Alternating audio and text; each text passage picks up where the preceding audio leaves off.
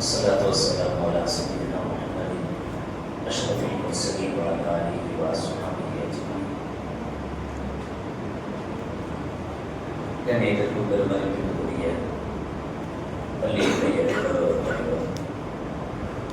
அப்துல்சலாம் அப்பா அவர்களே, பள்ளியினுடைய நிர்வாக பிரதிநிதிகளே, ஜமாத்தார்களே, தாய்மார்களே,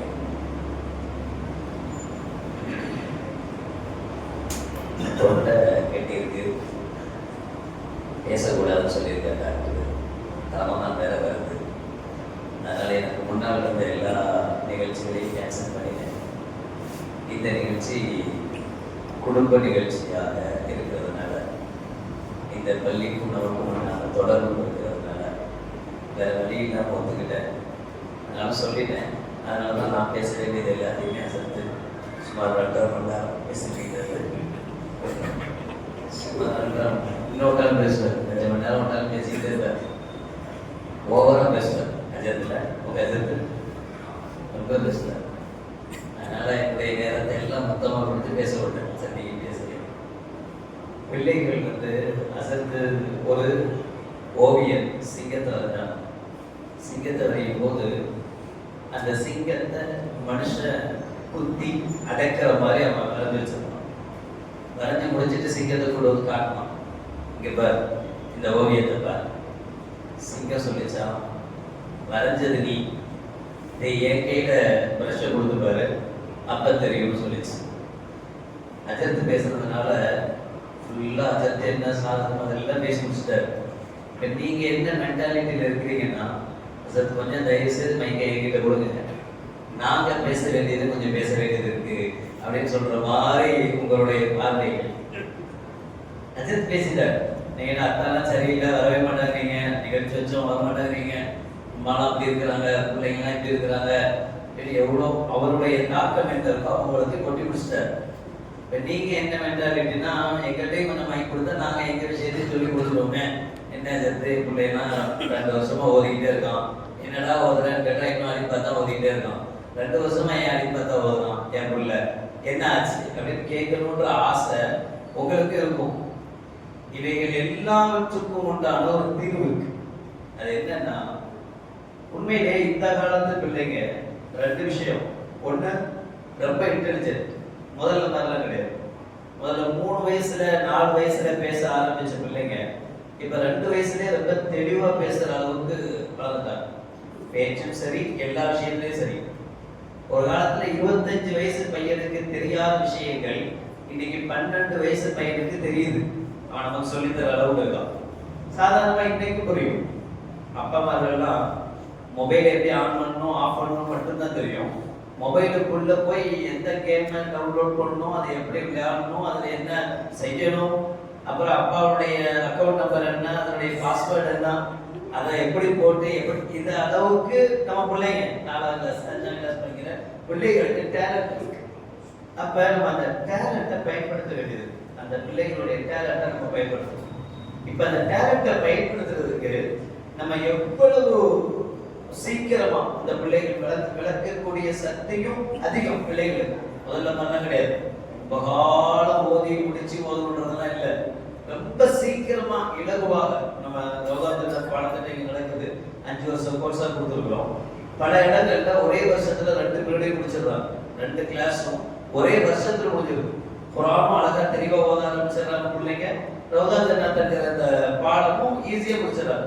அந்த அளவுக்கு பிள்ளைங்க திறமையா இருக்கிறாங்க. அதுக்கு தகுந்த மாதிரியான நிலை நம்மள்ட்ட இருக்கு. உஸ்தாத்மார்கள் இரண்டாவது, உஸ்தாத்மார்கள் ரசூலுல்லாஹி ஸல்லல்லாஹு அலைஹி வஸல்லம் சொல்லுவாங்க, அனாதை பிள்ளைகளை அடிக்கக்கூடாது, எத்தீமான பிள்ளைகளை அடிக்கக்கூடாது.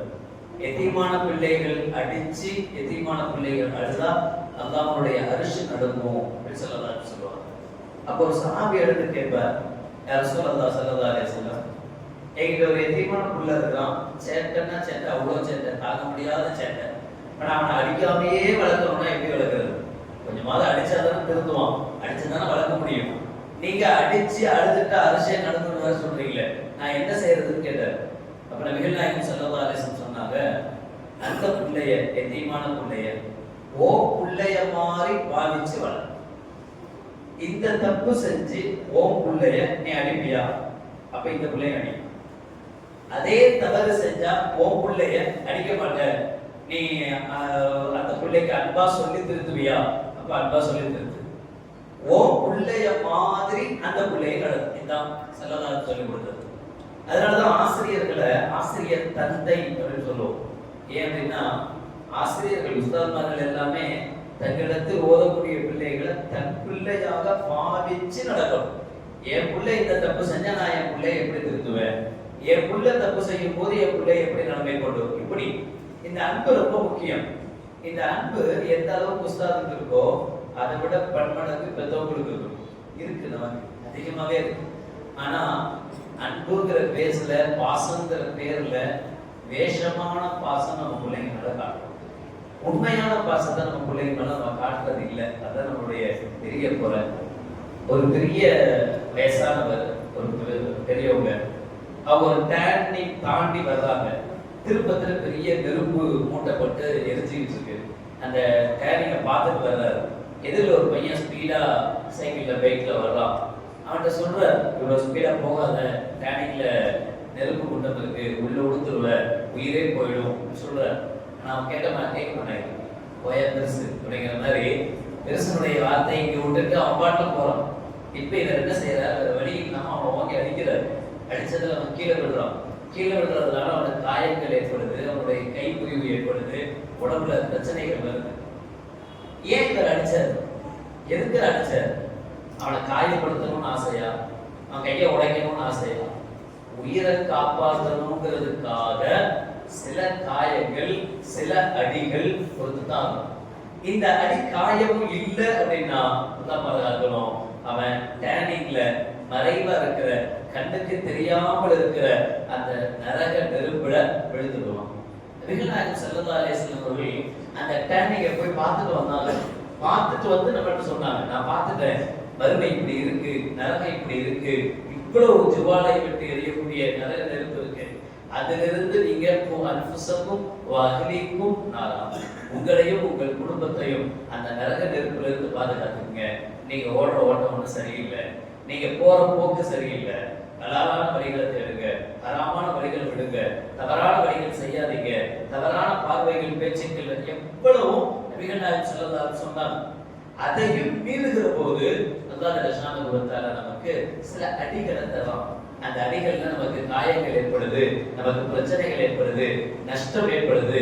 அப்படி ஒரு சிரமம் வரும்போதுதான் நம்ம பள்ளிவாசல் தேடுறோம், அல்லாஹ்ங்கிறோம், அல்லாஹ்ட கையேறணுங்கிற எண்ணம் வருது. அவனை மறக்கிற போது அல்லாஹ் சில அடிகளை தந்து திருத்துறோம். பெற்றவங்களும் அப்படிதான். பிள்ளைகளை நரக நெருப்புல இருந்து பாதுகாக்கணும்னா பிள்ளைகளுக்கு வரக்கூடிய சில சிரமங்கள், கஷ்டங்களை சகிச்சுதான் ஆகணும்.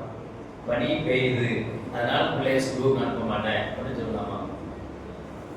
வெயில் அடிக்குது, அதனால பிள்ளைய மாசம் அனுப்ப முடியாது. மழை பெய்யுற மாதிரி இருக்கு, முதல்ல மழை பெய்ஞ்சாதான் அனுப்ப மாட்டாங்க. இப்ப மழை தான் பெய்ய தேவை. மழை பெய்யுற மாதிரி இருந்தாலே பிள்ளைங்க செய்யறது இல்ல. மாசம் என்ன இல்ல, மழை பெய்யுற மாதிரி இருக்கு, மழை பெய்ஞ்சா புள்ள நனைஞ்சிருவோம், புள்ள நனைஞ்சா சளி பிடிச்சிப்போம், சளி பிடிச்சா ஜுரம் வந்துடும், எங்கெங்கெல்லாமோ போயிடும். வரதான் செய்யும். பணியில போகத்தான் வேணும். பணியில போய் பிள்ளைங்க சிரமப்பட்டாதான் நாளைக்கு அந்த பிள்ளைகளுடைய வாழ்க்கை சிறக்கும், நரகத்திலிருந்து பாதுகாக்கப்பட்ட பிள்ளைகளா மாற்ற முடியும்.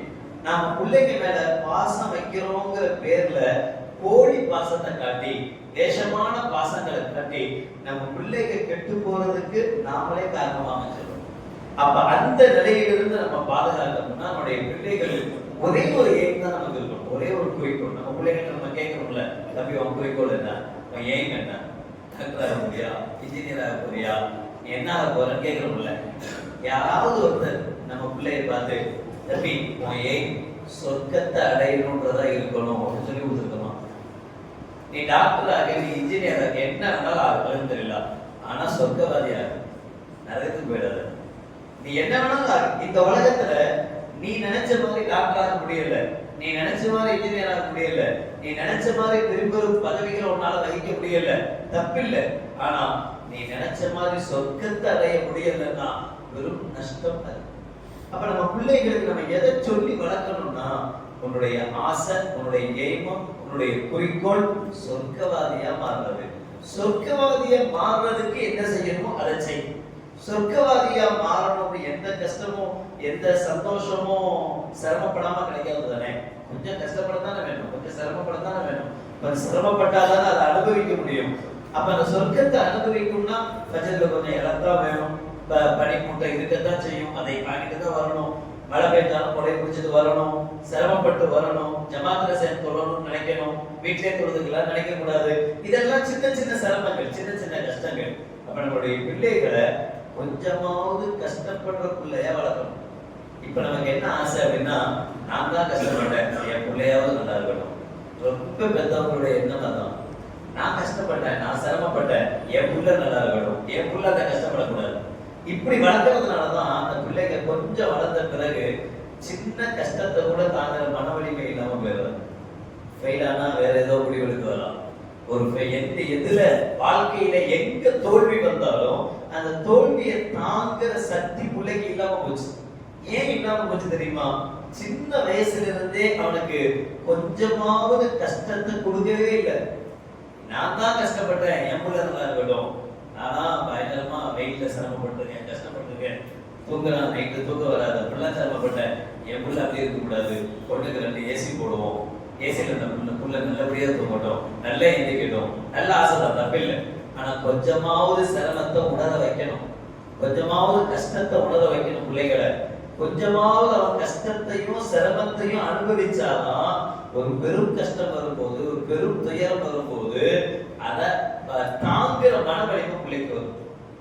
அதே மாதிரிதான் நம்மளுடைய சொர்க்கத்துக்கு மாற்றக்கூடிய பிள்ளைக்கு சில சிரமங்கள், சில கஷ்டங்கள் நாம எடுத்துத்தான் ஆகணும். அந்த சிரமங்களும் கஷ்டங்களும் தான் நம்முடைய பிள்ளைகளை சொர்க்கத்து பிள்ளைகளாக மாறும். அதுக்குண்டான விழாக்கள், அதை ஆர்வம் கூட்டுவதற்கு உண்டான விழாக்கள் தான் பிரைஸ்கள் கொடுக்கறதெல்லாம். எனக்கு உபசேரப்பட்ட எங்க வீட்டுக்கு எதிரில் மதரசால ஓதிட்டு இருந்த காலத்துல அப்துசலாப்பா சென்னையில இருந்து வந்துட்டாங்க அப்படின்னா சாக்லேட் வாங்கிட்டு வருவாங்க. மெட்ராஸ் சாக்லேட்னா அது ஒரு வாசம், கவர்மெண்ட் இருக்கும். மெட்ராஸ் சாக்லேட் கிடைக்கிறது பெரிய கஷ்டம். அப்ப அது வந்து அதை கொடுப்பாங்க. அதை கொடுக்கும்போது எவ்வளோ ஆசை தெரியுமா? எங்க உஸ்தாத் அப்துல் கரீம் ஹசரத் அவங்க நல்லா அவங்களுடைய மன்னரை சொர்க்கத்தில் பூஞ்சோலையாக போனாங்க. இங்கே நீங்க யாரு கேட்டாலும் சொல்லுவாங்க, ஒரு கதை, பெரும் பெரும் கதைகள் சொல்லுவாங்க. காலையில ஃபஜ்ர் தொழுகைக்கு முன்னாடி மதரசா வாசல்ல வந்து உட்கார்ந்துருப்போம். எங்க வீட்டுல வந்து சாதி இருக்கும், பிள்ளைங்க வரிசையா உட்கார்ந்துருப்பாங்க. அசத் என்ன செய்வாரு, ஒரு லிஸ்ட் போட்டுருவோம். யாரு மதரசா கதவை ஓபன் பண்ணி 10 நிமிஷத்துக்குள்ள 20 நிமிஷத்துக்குள்ள வராங்களோ அவங்கெல்லாம் பச்சை கலர் திக்கு, யார் 10 நிமிஷத்துக்கு மேல வர்றாங்களோ அவங்களே ரெட் கலர் திக். அப்பவே 80s, நான் 80ல 77ல பிறந்தேன், 82 83 அந்த சமயத்துல அந்த அசரத்தவங்க செஞ்ச வேலை டிக் போடுவாங்க. டிக் போட்டு முடிச்சு மாச லாஸ்ட்ல யார் அதிகமா பச்சை கலர் டிக் வாங்கியிருக்காங்களோ அவங்களுக்கு அவர் வாங்கின 50 ரூபா 100 ரூபா சம்பளத்துல பேனா வாங்கி கொடுப்பாரு. அவர் வாங்குற சம்பளத்தை என்னடா அவங்களுக்கு தப்பா பச்சை நினைக்காதீங்க, எங்க நிர்வாகிகள் அப்படின்னா மாட்டாங்க, நீங்க சொல்லுங்க வாங்கி தருவாங்க. அவங்க உண்மையில சொல்றேன், அவர் என்ன செய்வாரு, யார்ட்டையும் சொல்லிலாம் வாங்க மாட்டாரு. அவருக்கு கிடைக்கிற ரொம்ப குறைவான சம்பளம் போகும். அந்த சம்பளத்துல பேனா வாங்கி, பென்சில் வாங்கி, ரப்பர் வாங்கி மாசம் மாசம் ஏதாவது ஒரு பிரைஸ் வாங்கணும்னு ஆசை இருந்துகிட்டே இருக்கும். அந்த ஆசை தான் என்ன செய்யும் அப்படின்னா, காலையில சுபுக்கு முன்னாடியே போய் மதரசா வாசல்ல காத்து, மதரசா ஓபன் பண்ணும் போது 25 பிள்ளைங்க இருக்கும், வெளியில உட்கார்ந்து இருக்கும். தொழுது வந்து தொடர்ந்து போது 25 பேர் உள்ள போவோம். இப்படிதான் இருந்தது. இப்ப மதரசா உட்கார்ந்துட்டு அஜத்து தொழு வச்சுட்டு உட்கார்ந்துட்டு வரமாட்டானா பிள்ளைங்க எதிர்பார்த்துட்டு இருக்கோம். இந்த எதிர்பார்ப்ப பிள்ளைங்க ஆசைப்படுற மாதிரி மாத்த தெரிஞ்ச ஆசிரியர் இருந்தார். பிள்ளைகளை நம்மளுடைய பிள்ளைகளா பக்கமா சொல்ல வேண்டிய அவசியமே இல்லை. ஒரு ஆர்வத்துல மாதிரி பிடிச்சிட்டு பேசும்போதே சொன்னாங்கல்ல, நான் சில விஷயங்கள்லாம் சொல்ல போறேன், நீங்க சிரிச்சுக்கிட்டே கேட்கணும்னாங்கல்ல, அவர் சிரிச்சுக்கிட்டே தான் இருப்பார். நீங்க நான் அடி போட்டுருப்பேன். அப்படி ஒரு இதை அப்ப அதை கொடுத்துருக்கலாம். அதனால அவர் பிள்ளைகளை நல்லா அனுசரிப்பார். அனுசரிச்சு இவரை அடிச்சு திருத்தணும்னு அவசியமே இல்லை, இவர் அன்பாலே திருத்த முடியும். இவர் அவ்வளவு டேலண்ட் உள்ள மனுஷன் தான், நல்ல அஜத்து தான். அதனால அந்த அன்பாலேயே திருத்துங்க. சில பிரைஸ்கள் பிள்ளைகள் ஆர்வம் போடுற மாதிரி செய்யுங்க. இப்ப சில அறிவிப்புகள் செஞ்சாங்க, ரொம்ப சந்தோஷமா இருந்துச்சு. யூனிஃபார்ம் கொடுக்கணும், ஐடி கார்டு கொடுக்கணும், இதெல்லாம் பிள்ளைகளை ஆர்வம் ஊட்டுற விஷயங்கள். இந்த ஆர்வமூற்ற விஷயத்துல நம்ம எவ்வளவு கவனம் செலுத்துறோமோ பிள்ளைங்க ஆசையா வருவாங்க. வீட்டுல இருந்து அடிச்சு அனுப்பக்கூடாது, இங்க இருந்து வாடான்னு சொல்லக்கூடாது. பிள்ளையா வரணும், அவனா ஆசைப்படணும். ஞாயிற்றுக்கிழமை எங்க மதரசா நாங்க ஒரு பழக்கம் வச்சிருக்கோம். எல்லா மதரசாவும் ஞாயிற்றுக்கிழமை லீவ் விடுவாங்க. எங்க பள்ளியில மண்ணடியில ஞாயிற்றுக்கிழமை கம்பல்சரி மதரசா உண்டு காலையில. அந்த 2 மணி நேரம் 7 to 9 2 மணி நேரம் கிளாஸ் நடக்கும்.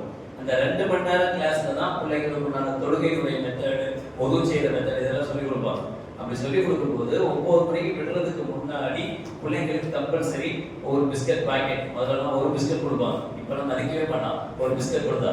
அதனால ஒரு பிஸ்கட் பாக்கெட், அது மாதிரி ஜூஸ், அது இப்படி ஏதோ ஒண்ணு. இப்ப பிள்ளைங்க அந்த 6 நாள் வரலன்னா கூட ஞாயிற்றுக்கிழமை வந்துருவோம். பிஸ்கட்டுக்காக இல்ல, நான் தவறா சொல்றேன்னு நினைச்ச கூடாது. ஒரு ஆசை பிள்ளைங்க தானே, பிள்ளைங்க ஆசைதான் படுவாங்க. அவங்க ஆசைப்படுற மாதிரி நாம நடந்துட்டோம்னு வச்சுக்கீங்களேன், பிள்ளைங்க நம்ம பிள்ளைங்க ஆகும். ஒரு உஸ்தாதுக்கு உண்டான நல்ல அடையாளம் என்னன்னா, ஒரு மாணவனை நான் பிள்ளையா தன்னுடைய இந்த உஸ்தாத விரும்புகிற மாணவனா மாத்தணும். அவன் ஆசைப்பட்டு ஓடி வரணும். லட்சத்துக்கு 1 வாரம் லீவு அப்படின்னு சொன்னா அவன் அழணும், ஐயோ 1 வாரம் மதரசா இல்லையே அப்படின்னு நினைக்கணும். அது மாதிரியான ஆசிரியர்களாக நாம் மாறும்போது, இந்த பிள்ளைகளை நம்முடைய பிள்ளைகளாக வளர்க்கும் போது நிச்சயமாக பெரும் வெற்றியை, பெரும் மாறுதலை இருக்கிற எல்லா சினிமாக்களும் அப்படித்தானே. ஒவ்வொரு யாரோ ஒருவருடைய தூண்டுதல் தான் இங்க ஒவ்வொருத்தரையும் பெரும் ஆளுங்களாக வளர்த்து விட்டுரும். அதே மாதிரி நம்மளுடைய சார்பாக எவ்வளவோ ஆளுங்களை இந்த பள்ளியிலிருந்து, இந்த பள்ளியினுடைய அனுசரணையிலிருந்து எவ்வளவோ ஆளுங்களை நம்மளால் உருவாக்க முடியும். உருவாக்குவாங்க. அதுக்குண்டான வாய்ப்பை நமக்கு தந்தல் புரிவாராக. நம்முடைய பிள்ளைகள் மீது உண்மையான பாசம் காட்டி உண்மையான பாசத்தோடு வளர்க்கும் பாக்கியத்தை அல்லாஹ் நசீபாக்குவானாக. அஸ்ஸலாமு அலைக்கும் வரஹ்மத்துல்லாஹி